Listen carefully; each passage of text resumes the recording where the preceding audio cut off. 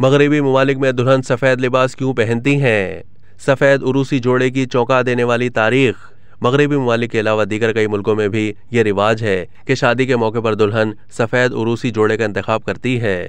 اس سفید خوبصورت لباس کے بارے میں دنیا بھر میں یہی مشہور ہے کہ مغربی مذہب اور تہذیب و تمدن میں دلہن کا سفید لباس پاکیزگی اور خالص پن کی علامت ہے۔ مگر برطانوی محققین کی تحقیق میں کچھ اور ہی انکشاف سامنے آیا ہے جو کہ کافی حیران کن ہے۔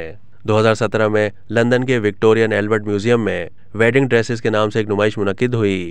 اس میں ماہرین نے دنیا بھر میں پائی جانے والے مختلف عروسی ملبوسات کے ارتقاء کی تاریخ بیان کی۔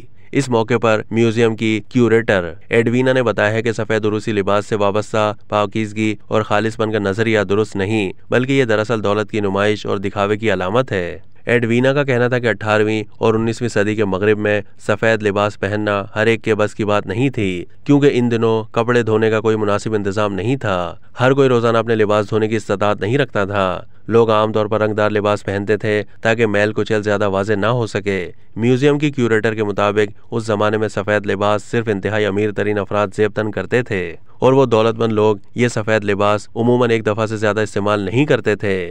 گویا 2-3 صدیاں قبل یورپ میں سفید لباس محض دولت کی نمود و نمائش کرتے ہوئے پہنا جاتا تھا۔ رفتہ رفتہ شادی کے خاص موقع پر اسے امرا کی دلہنیں پہننے لگیں۔ ایڈوینا کا مزید بتانا تھا کہ دلہن کے سفید عروسی جوڑے کی روایت عام لوگوں میں بھی مقبول ہوتی گئی اور صرف ایک بار پہننے کے لیے سفید عروسی جوڑے تیار کیے جانے لگے۔ آج مغربی ممالک ہی نہیں، ایشیا اور لاطینی امریکہ میں بھی یہ روایت بہت مقبول ہو چکی ہے۔ تاہم اکثر لوگ اسے پاکیزگی اور کنوارے پن کے ساتھ جوڑتے ہیں، جو غلط بات ہے۔